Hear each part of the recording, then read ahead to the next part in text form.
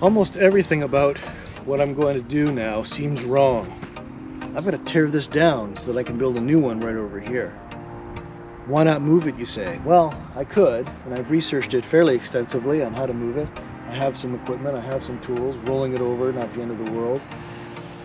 But it won't work for other reasons.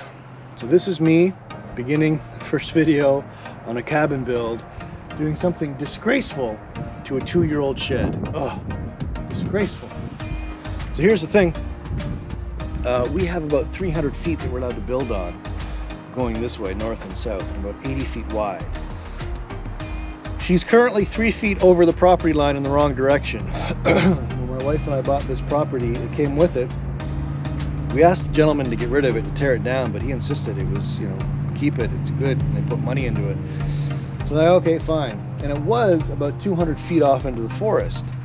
But when you go for permits to build, of course the inspector will come out and go, that building's in the wrong spot. And lo and behold, that was in the wrong spot. So they hired a crane, and they put it on a flatbed truck, and they carted it through the forest, and they put it here. And the inspector came out again. Said, well, you're 3 feet too far, so I had to bring it in 3 feet. So now, as it sits, it's still three feet too far over. Plus, while they were here, they took a look at it and they realized that it was over the spec for the permit. Maximum building size that you can have without a permit is 10 by 10. You can go pretty high, 15 feet, but this thing is about 1.5 feet in either direction. Both directions too big. So that means, long story short, I have to get a permit for something to keep that I already have. I have to find a way to move it over 3 feet, but I really wouldn't want to move it over 3 feet. I really want to move it way over here so it's out of the driveway and everything else. But moreover, the real problem is that this thing is built very poorly. And while it might last for 10 years, it might stand here for 10 years, it's a dangerous thing to have with kids. So that's why it's got to go. Feel bad, but let's do it. Let's take a look inside. Why would I tear this beautiful 2-story cabin down? Look at the windows, big windows. What kind of madness is this? Just clean her up, finish it off, they say. Well, let's go a little deeper. This is how you're going to learn how to build. You ready? When you're building, this is what's called a header. And the reason they put this in is because the window can't carry any weight. So everything above it has to be run across a weight-bearing, weight deferral mechanism header. And this header right here is supposed to attach to studs that go straight down. These guys knew they had to put a header in, but they didn't know that they had to carry the weight of this header with, not the window. They probably thought that a couple of basic construction screws, they have a total of 4 screws in all of this. They thought that would hold the load, but screws aren't load bearing. Even if they had nails, they wouldn't be load bearing. You have to have something carry the weight all the way straight down to the foundation. So this is dangerous. If this floor was to fail, the 2 screws were to give way. Now realistically, that's probably not going to happen, but you don't know. You don't build a structure with the this is below minimum. And just because common sense tells you it'll probably be fine unless people tap dance on it, that's not how you build a structure with probably fine. So that would give in, that would fall down, this would crush the window, and away you go. So these guys built their own stairs. They used 2x10, 2x12, 2x12 it looks like. The only thing holding these stairs up is this. This has 1, 2, 3, 4 screws in it. So it's 4 screws holding up the stairs. Screws have no shear strength. Nails have shear strength. So you can shear that pretty easily with the right amount of weight. Screws just bend too. So they would lose grip and they would pull out of the wood in fairly short order. I applaud that they built them themselves, trying to think around outside the box. This is, after all, just an outback cabin, but clearly not built in any way that's going to last.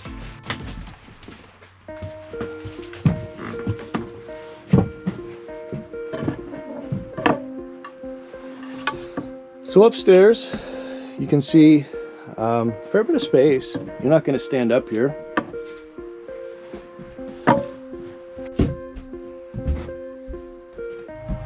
Alright, I'm looking closely to see where the floor joists are underneath, because a lot of places, like right here, there's nothing between the pieces of OSB. Alright, so what might be going wrong up here? Nice 2x12 roof rafters. These puppies could hold a tank, right? Sure, if they weren't cut in half. I think you can see a couple of them over there cut in half. And they put 1, 2, 3, 4, 5, 6 screws. They cut here, put another piece up, and put in 6 screws. When I unscrew that, and it should be nails, but when I unscrew that, I bet you there won't even be glue. 3 of 11 or so of these things are cut right down the middle. And the piece they scabbed on is cut down the middle. There's supposed to be a window here. To their benefit, they left me a window, but the walls are attached to it. I don't know if you can see it or not, but there are 2 screws straight up through the floor from the light. They hung a light underneath, and then they put this piece of wood over top, just to make sure nobody got hurt. Oh boy. I'm not going to get into headers, lack of a header. Alright buddy, let's go through our safety checklist. Do you want to put one of these on? Nope. So you loosen it up. My helmet's just like yours. It's got the tabs and it's got that buffer zone. Put it on, I just tighten it up a little bit. You're going to wear that all day. You go in that shed, you're wearing that. Okay. By shed, I mean cabin. Cool? Yep. Okay.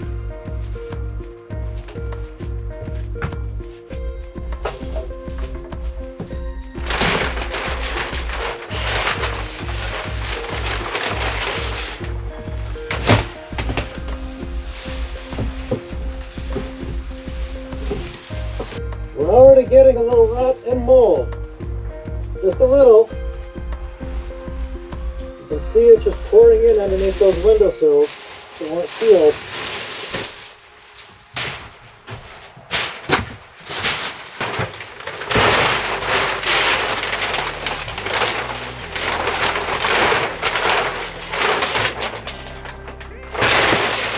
It's full of holes, but it wasn't stapled. Stapled it, they tore it off, then they put it back on. Well, they hung it there.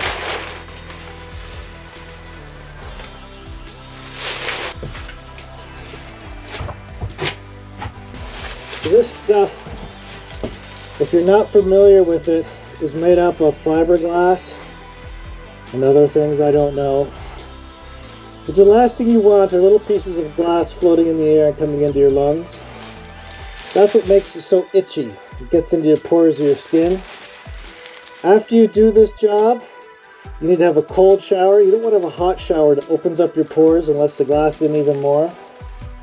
I should have duct taped my wrists because that's where it's going to be itchy. The rest of me should be fine, but this is graphic. If you don't like dead things, don't look. Can I see? Yeah, I'll show you, buddy. Little guy made a nest and died. I don't know why.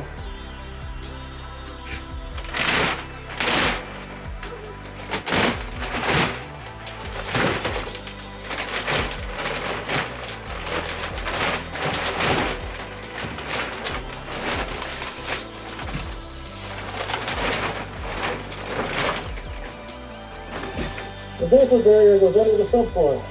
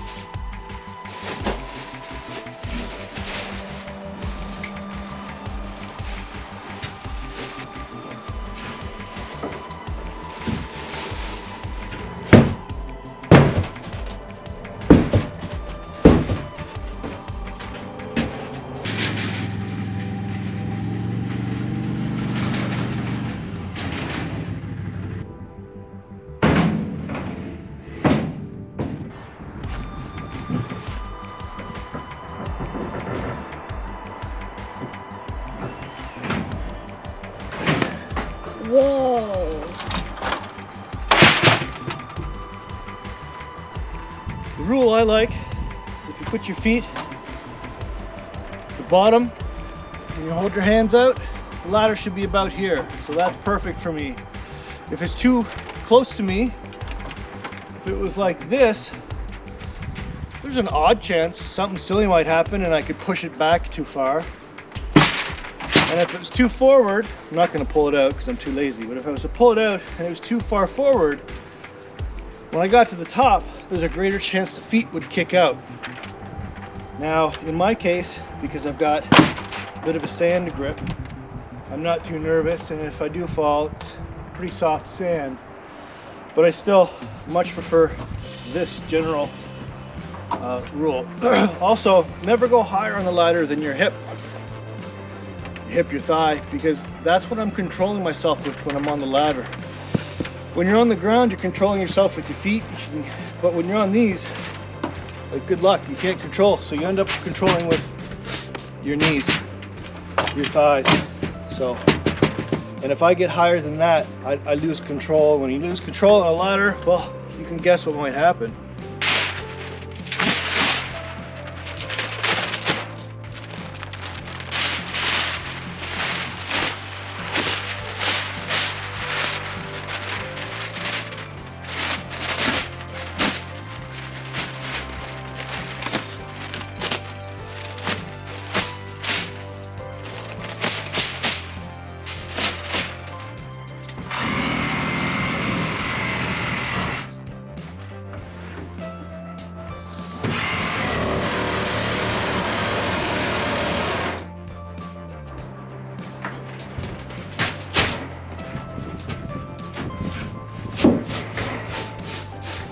There weren't any screws. Just the window.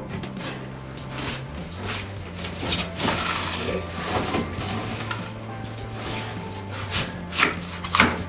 Oh, there was one screw. Oh well. One is better than 6.